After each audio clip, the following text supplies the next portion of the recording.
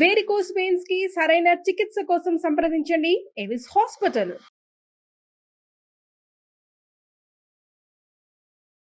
నమస్కారం, మీరు చూస్తుంది సుమన్ టీవీ. నేను మీ కీర్తి. నాతో పాటు ప్రముఖ ఆస్ట్రాలజర్ బ్రహ్మశ్రీ నందిబట్ల శ్రీహరి శర్మ గురువు గారు ఉన్నారు. నమస్తే గురుగారు. వాగర్థ వివ సంపృక్తౌ వాగర్థ ప్రతిపత్తయే జగతః పితరౌ వందే పార్వతీ పరమేశ్వరౌ. సదాశివ సమారంభాం శంకరాచార్య మధ్యమాం అస్మదాచార్య పర్యంతం వందే గురు పరంపరాం. ఆదిత్యాయ చ సోమాయ మంగళాయ బుధాయ చ గురు శుక్ర శనిభ్యశ్చ రాహవే కేతవే నమః. శృంగేరి జగద్గురు పీఠాధిపతులకి, కంచి పీఠాధిపతులకి నమస్కారములు తెలియచేసుకుంటూ కార్యక్రమాన్ని ప్రారంభిద్దాం. గురుగారు, పుష్యమాసంలో వచ్చే ఆఖరి అమావాస్య, చొల్లంగి అమావాస్య అంటున్నారు, మౌని అమావాస్య అంటున్నారు. చాలా పవిత్రమైన రోజు అని కూడా అంటున్నారు. ఈ రోజు ఎందుకు అంత పవిత్రమైనది? ఎలాంటి పరిహారాలు మేము పాటిస్తే గనుక ఇంకా మాకు మంచి జరుగుతుంది? పుష్యమాసంలో వచ్చేటువంటి అమావాస్య మౌని అమావాస్య అని అంటారు. అంతేకాకుండా మనకు పితృదేవతల్ని తరింప చేయడం కోసం 2 ఆయనాలలో 2 మాసాలు ప్రత్యేకమైనటువంటివి. దక్షిణాయనంలో వచ్చేటువంటి భాద్రపద మాస పితృపక్షాలు పితృదేవతల్ని ఆరాధన చేయడానికి, మరి ఉత్తరాయణంలో ఈ పుష్యమాసంలో వచ్చే అమావాస్య ఒక్కరోజే పితృదేవతల్ని ఆరాధించడానికి అనుకూలమైన రోజుగా చెప్పబడి ఉంది. అయితే మనకు గమనించుకున్నట్లయితే ఈ సంబంధించినటువంటి నార్త్ ఇండియా కల్చర్లో, సౌత్ ఇండియా కల్చర్లో కనుక చూసుకుంటేనమ్మా, వాళ్ళకేమో పౌర్ణమి నుంచి పౌర్ణమి వరకు నెల, మనకేమో అమావాస్య వెళ్ళిన రోజు నుంచి మళ్ళీ అమావాస్య వరకు నెల. అక్కడ కాబట్టి 15 రోజుల డిఫరెన్స్ ఉంటుంది, కానీ కాలమానం అంతా ఒకటే. అయితే ఈ పుష్యమాసము పుష్టిని ప్రసాదిస్తుంది. పైగా నార్త్ సైడ్లో మౌని అమావాస్య అని అంటుంటారు. మీరు గమనించుకుంటేనమ్మా, ప్రతి అమావాస్య రోజున చాలా మంది ఇప్పటికీ కూడా సాధు సంతులు నదీ తీరానికి వెళ్ళి వాళ్ళు కొన్ని క్రియలు చేసి వస్తారు. ఈ మౌని అమావాస్య రోజున సన్యాసం స్వీకరించిన ప్రతి మనిషి కూడా నదీ తీరంలో స్నానం ఆచరించి తర్పణాలు, పితృదేవత కార్యక్రమాలు చేస్తారు. అంటే వాళ్ళ పితృదేవ కార్యక్రమాలని కాదు, వాళ్ళకు సంబంధించినటువంటి సన్యాసాశ్రమంలో ఉన్నటువంటి తర్పణాది కార్యక్రమాలు. కానీ ఈ మౌని అమావాస్య మానవుల్ని ఉద్ధరించడానికి ఉన్నటువంటి అమావాస్య. ఈ రోజున ప్రధానంగా మౌన వ్రతాన్ని ఆచరించాలి అని చెప్పి అన్నారు కాబట్టి అది మౌని అమావాస్య అయింది. కాబట్టి ఈ రోజున ఈ సంవత్సరం 2025 సంవత్సరంలో జనవరి 29వ తారీఖు రోజున వస్తుందమ్మా. ఇది చాలా ప్రత్యేకమైనటువంటిది. ఎందుకనంటే అమావాస్య అంటేనే సంపూర్ణంగా రవి ఉంటాడు కదా. ఆ రవి ఉన్నటువంటి అమావాస్య రోజున రవికి సంబంధించిన ఒక నక్షత్రం కూడా ఉదయం 8:30 వరకు ఉంది. ఉత్తరాషాఢ నక్షత్రం ఉందమ్మా. తదనంతరం శ్రవణ నక్షత్రం వస్తుంది. కాబట్టి ముఖ్యంగా అమావాస్య రోజున ఎందుకు ఏం పనులు చేస్తారు అంటే, సాధారణంగా ఎవరైనా కానీ పిండ ప్రదానాలు లేదా తర్పణాది కార్యక్రమాలు చేస్తారు. ప్రతి అమావాస్యకి చేస్తారు, ప్రతి అమావాస్యకి చేయాలి. కానీ ఈ సంవత్సరం ఉన్నటువంటి ఈ మౌని అమావాస్య 29వ తారీఖు రోజున వస్తుంది కదా. ఆ రోజున ఉదయం 8:30 వరకు ఉత్తరాషాఢ నక్షత్రం రవి నక్షత్రం ఉంది కాబట్టి పొద్దున్నే లేచి కాలకృత్యాదులు తీర్చుకొని పెద్దలకి సూర్యోదయం అయిన తర్వాత వెంబడే పెద్దల కోసమే బ్రాహ్మణుని పిలిపించి తర్పణాది కార్యక్రమాలు, బ్రాహ్మడికి వస్త్రదానం చేస్తే చాలమ్మా. లేదు, చాలా మంది బ్రాహ్మడు అవైలబుల్లో ఉన్నటువంటి కుగ్రామంలో ఉంటారు. అటువంటి వాళ్ళు ఏం చేయాలనంటే, ముందుగా గణపతికి నమస్కారం చేసుకొని, మా పితృదేవతల కోసం నేను ఈ యొక్క తర్పణాది కార్యక్రమాలు చేస్తున్నానని చెప్పి సంకల్పం చేసుకొని దక్షిణం వైపు ఫేస్ పెట్టి ఒక గ్లాసు, స్పూను, ఒక బౌల్, కటోరి గిన్నె పెట్టుకొని ఆ గ్లాసులో నీళ్లు పోసి, మంచినీళ్ళు పోసి అందులో నల్ల నువ్వులు వేసిన తర్వాత అప్పుడు పితృదేవతల్ని స్మరించుకొని అంటే భర్త వైపు 3 తరాలు, భార్య వైపు 3 తరాలు ఉన్నటువంటి చనిపోయిన వాళ్ళ పేర్లు, గోత్రము చెప్పి ఆ పేరు తర్వాత ఆ నీళ్లు, ఆ స్పూన్లో నీళ్లు తీసుకొని నువ్వులతో ఉన్నటువంటి నీటిని అరచేతిలో వేసుకొని గోత్రము పేరు చెప్పి వాళ్ళకి తర్పణం వదులుతానని భావన చేసుకొని ఆ నీటిని ఈ బొటన వేలి గుండా నీరుని ఆ కటోరి గిన్నెలో వదలాలి. ఇలా తర్పయామి తర్పయామి తర్పయామి అని 3 సార్లు వదలాలి. ఇలా చేస్తే బ్రాహ్మడు లేకపోయినా మీరు కనీసము ధర్మాన్ని పాటించిన వాళ్ళు అవుతారు. ఇది పెద్దల కోసం చేయాల్సినటువంటి విధి. ఇది ఈ రోజున ఖచ్చితంగా చేయాల్సిందే. రైట్. ఇక చాలా మంది అనేక రకాల సమస్యలతో ఉంటారు, వాళ్ళు కూడా కొన్ని పరిహారాలు చేసుకోవచ్చమ్మా. గురుగారు మరి నేను విన్నది ఏంటంటే చొల్లంగి అనే ఊరులో 7 పాయల నదులు కలుస్తాయి. అందులో స్నానం ఆచరించాలి ఈ రోజు తప్పనిసరిగా. చాలా మంచి జరుగుతుంది అని అంటున్నారు కదా! అవునమ్మా. ఈ చొల్లంగి అమావాస్య ఏంటంటే మనకు ఈ గోదావరి నది ఉంది కదమ్మా. ఈ గోదావరి నది ఒకప్పుడు సప్తర్షులు మనకు తెలుసు కదా, అత్రి, భరద్వాజ, కశ్యప, ఇటువంటి మహర్షులు ఒక్కొక్క సస్యశ్యామలం చేయడం కోసం ఆ గోదావరి నదిని ఈ 7 రకాలైనటువంటి దారుల్లో తీసుకుని వెళ్ళారు. అందులో ఈ కశ్యప మహర్షికి సంబంధించినటువంటి పాయగా వెళ్ళినటువంటిదే చొల్లంగి అనే గ్రామంలో అక్కడ సముద్రంలో కలుస్తుంది. అక్కడ ఈనాటికి కూడా ఆ చొల్లంగి అనేటువంటి గ్రామంలో, అంటే మనకు యానాంకి పరిసరానికి చాలా దగ్గరగా ఉంటుంది అది. ఆ గ్రామంలో అక్కడ ఉత్సవాలు జరుపుతారు, అక్కడ పితృ కార్యక్రమాలు చేస్తారు. ఆ విధంగా చొల్లంగి అనే గ్రామం దగ్గరగా వెళ్ళి నదిలో కలుస్తుంది కాబట్టి దానికి, ఎందుకంటే ఈ భూమి అంతా కశ్యప ప్రజాపతికి సంబంధించింది కదా, పరశురాముడు దానం చేస్తాడు కదా కశ్యపుడికి.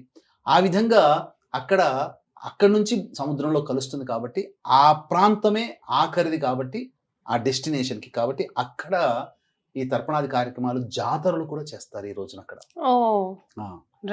అక్కడ జాతరలు కూడా చేస్తారు, చాలా విశేషంగా ఉంది. కాలక్రమేణా అది కనుమరుగైపోయింది. చొల్లంగి అనే ఊరు దగ్గర ఎక్కువగా ఏర్పాటు చేసుకునే కార్యక్రమం కాబట్టి మన దక్షిణ అనగా తెలంగాణ ఆంధ్ర ప్రాంతంలో దీన్ని చొల్లంగి అనే గ్రామం దగ్గర అమావాస్య రోజున చేసుకుంటారు కాబట్టి చొల్లంగి అమావాస్య అని అంటారు. చెప్పగానే చొల్లంగి అనే గ్రామానికి వెళ్ళాలి అనే స్ఫురణ వస్తుంది కాబట్టి, కానీ వాస్తవంగా ఇది మౌని అమావాస్య కాబట్టి చక్కగా జాతకరీత్యా ఉన్నటువంటి అనేక రకాల సమస్యలకి ఈ రోజున ఖచ్చితంగా అమావాస్య రోజున అంటే పితృదేవతలను అంటారు, కానీ ఏ అమావాస్య రోజున కూడా ఆరాధించినటువంటి దైవము ఈ అమావాస్యకి విష్ణుదేవుని లక్ష్మీ సమేతంగా ఆరాధన చేయాలి.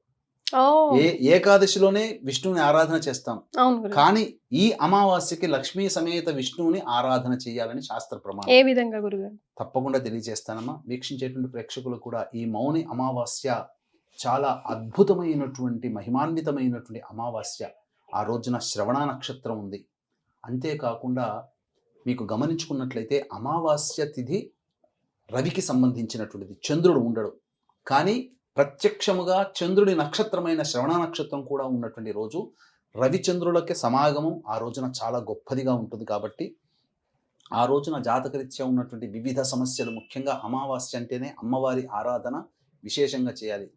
ఎవరైతే తరచూ ప్రయోగ బాధలతో ఇబ్బందులు పడుతుంటారో, ఉద్యోగ బాధలు, ఆర్థిక సంబంధమైన బాధలు, దాంపత్య సంబంధమైనటువంటి బాధలు, వివాహపరమైనటువంటి సమస్యలు ఎదుర్కొనే వాళ్ళు ఉంటారో, అలాగే క్షుద్ర ప్రయోగాలు, కోర్టు సమస్యలు, అలాగే కాకుండా క్యాన్సర్ వంటి పీడిత వాళ్ళు ఎవరైతే ఉంటారో వాళ్ళకందరికీ ఉపయోగార్థమై దశమహావిద్యల హోమాలలో భాగంగా ప్రత్యంగిర హోమము, పగడాముఖి హోమము, రాజశ్యామల హోమము, వారాహి హోమము, అలాగే ఈ సంబంధించినటువంటి ధూమవతి హోమములు పర్ హెడ్ 2100 రూపాయలకి చేయించడం జరుగుతుంది. అవకాశం ఉన్న వాళ్ళు కార్యక్రమ తదనంతరం కాంటాక్ట్ చేసి మీ గోతనామాలు నమోదు చేసుకోవచ్చు. ఇక ఆ రోజున ఎలా ఆచరించాలి? పితృతర్పణాలు చేయగానే ఉదయమే 6 గంటలకు చేసినట్లయితే పొద్దున్నే 7 గంటలకల్లా కార్యక్రమం అయిపోతుందమ్మా. ఆ తదనంతరం తులసి చెట్టు దగ్గర ఆవు నేతితో దీపారాధన చేసి, అష్టదళ పద్మం ముగ్గు వేసి ఆవు నేతితో దీపారాధన చేసి, లక్ష్మీ సమేతుడైనటువంటి విష్ణువుని విగ్రహాన్ని కానీ లేదా చిత్రపటాన్ని కానీ ఆ తులసి చెట్టు ఆవరణలో పెట్టి ఎర్రటి పూలమాల వేసి లక్ష్మీ సహస్రనామము, విష్ణు సహస్రనామము పారాయణం చేసి సరిపోతుంది. ఆ రోజున చెయ్యకూడని పనులంటూ కొన్ని ఉన్నాయి. ముఖ్యంగా మద్యపానము, మాంసాహారము తీసుకోకూడదు. 2 బ్రహ్మచర్య వ్రతాన్ని ఆచరించాలి. ఎట్టి పరిస్థితుల్లో అసత్యము ఆడకూడదు. అలాగే ఆ రోజంతా వీలైతే ఎంత మౌనంగా ఉంటే అంత మౌనంగా ఉండడానికి ప్రయత్నం చేస్తే చాలా మంచిది. అన్నిటికంటే ముఖ్యంగా ఆ రోజున ఇంటికి ఎవరు అతిథులు వచ్చినా, ఎవరు భిక్షగాళ్ళు వచ్చినా వాళ్ళని ఉత్తి చేతులతో, ఎవ్వరు వచ్చినా ఇంటి ముందర ఎవరు నిలబడ్డా, ప్రాణి కానీ జీవి కానీ మానవుడు కానీ ఎవరున్నా వాళ్ళని ఉత్తి చేతులతో పంపకండి. ఎందుకంటే ఆ పితృదేవతలే ఏదో ఒక రూపంలో మీ ఇంటి తలుపు తడుతారేమో. కాబట్టి అందరినీ సముచితంగా ఆదరించి వారికి చక్కగా భోజన పదార్థములు కానీ తినే పదార్థాలు కానీ ఇవ్వవచ్చు. ఇక ముఖ్యంగా ఆ రోజున ఉసిరికాయ మరియు దుప్పటి, రగ్గు కానీ ఇవి దానం చేస్తే చాలా విశేషమైనటువంటి పుణ్య ఫలితం దక్కుతుంది. పితృదేవతల అనుగ్రహం కలుగుతుంది. ఉసిరికాయ దానం చేయమన్నారు ఈ అమావాస్య రోజున. కాబట్టి దానం చేస్తే విశేషమైనటువంటి పుణ్య ఫలితం.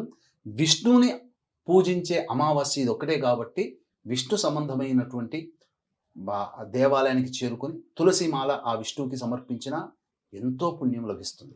కష్టములు తీరుతాయి, పితృదేవతల అనుగ్రహం కలుగుతుంది. అనాథలకి ఎవరైనా వృద్ధాశ్రమంలో కానీ అనాథాశ్రమంలో వాళ్ళకి శక్తి కొలది తోచిన విధంగా సమర్పణ అనగా అన్నపానాదులు కానీ సమర్పించవచ్చు, పండ్లు పదార్థాలు పంచవచ్చు. ఈ విధంగా చేసినట్లయితే తప్పకుండా దేవతల యొక్క అనుగ్రహం కలుగుతుంది. అమావాస్య రోజున ఆ ఫలితాన్ని మనం పొందుతామని చెప్పడంలో ఏమాత్రం సందేహం లేదు అని చెప్పవచ్చు. రైట్ గురుగారు, మౌని అమావాస్యకి నేను ఇప్పుడు అడగబోయే ప్రశ్న సంబంధం లేకపోయినా కూడా ఒక 2 minutes ఈ టాపిక్ గురించి మాట్లాడి ఎండ్ చేస్తాం. ఈ మంత్ ఎండింగ్, జనవరి మంత్ ఎండింగ్ లో ప్లానెట్స్ అన్ని ఒక అలైన్మెంట్ లో వస్తాయని, అన్ని ఒకే చోట కలుస్తున్నాయని, ఒక స్ట్రైట్ లైన్ లో వెళ్తాయని రకరకాల వార్తలు వినిపిస్తున్నాయి కదా, వాటన్నిటిని మనం పట్టించుకోవాల్సిన అవసరం ఉందా లేదా? అంటే మనకు రాశి చక్రము ప్రధానంగా జ్యోతిష ప్రకారం చూసినట్లయితే రాశి చక్రంలో గ్రహాలన్నీ కూడా మనకు ఒక్కొక్క క్షేత్రంలో ఉన్నట్టుగా, కానీ అంతరిక్షంలో నవీన టెలిస్కోప్ని ద్వారా చూసినప్పుడు మనకు కనబడేదంతా కూడా ఒక వరుస క్రమంలో కనబడుతున్నాయని ఒక భావన. కానీ అవి ఒక మనకు మాత్రమే చూడటానికి ఒక వరుస క్రమంలో ఉన్నట్టుగా ఉంటుంది. టెలిస్కోప్ ద్వారా చూసినా లేకపోతే ఒక ఇల్యూషన్ అనమాట అది. మన కంటిని అంటే ఇప్పుడు మనము 3D అనేది చూసామనుకోండి, ఏమవుతుంది, ఆ వస్తువు విసిరేస్తే మన మీదకి వస్తున్నట్టుగా ఉంటుంది, కానీ వాస్తవంగా మన మీదకి వస్తుంది ఆ సినిమాలో రాదు. అలాగే మన కంటికి ఒక భ్రమ లాంటిది, అంటే ఒక ఇల్యూషన్ లాగా ఆ 6 ఒకే రకంగా ఉన్నట్టు, కానీ వాస్తవ పరిస్థితిని కనుక మనం చూస్తే 6 వివిధ రాశుల్లో ఉన్నట్టుగా ఉంటాయి. కాబట్టి దీని గురించి ప్రత్యేకంగా చెప్పాల్సినటువంటి అవసరం లేదు. షడ్గ్రహ కూటమి అనేటువంటిది ఉంటుంది. గ్రహాలు వరుసగా మనకు కనబడుతున్నాయి టెలిస్కోప్ ద్వారా, కానీ ఒకే రాశిలో షడ్గ్రహ కూటమి ఉండబడేటువంటి సమయం మాత్రం ఈ జనవరి కాకుండా మార్చి 29వ తారీఖు రోజున ఉగాది సందర్భంగా వస్తుంది. తప్పకుండా ఆ షడ్గ్రహ కూటమి ప్రభావం వలన ఎటువంటి ఇబ్బందులు ఎదుర్కొంటాయి, ఏ రాశిలో వాళ్ళకి మంచి, ఏ రాశిలో వారికి ఇబ్బందికర పరిస్థితులు ఉంటాయనేది సవివరంగా చేసుకుందాం. ఆ షడ్గ్రహ కూటమి ఉన్నప్పుడు కొన్ని నియమాలు పాటించాలి, కొన్ని పనులు చేపట్టాలి. ఏ పనులు ఏ రాష్ట్ర వాళ్ళు చేపట్టాలో మనం తప్పకుండా తెలియజేసుకుందాం. చాలా సంతోషం గురుగారు, ధన్యవాదాలు. సర్వం శ్రీ ఉమామహేశ్వర పరబ్రహ్మార్పణమస్తు.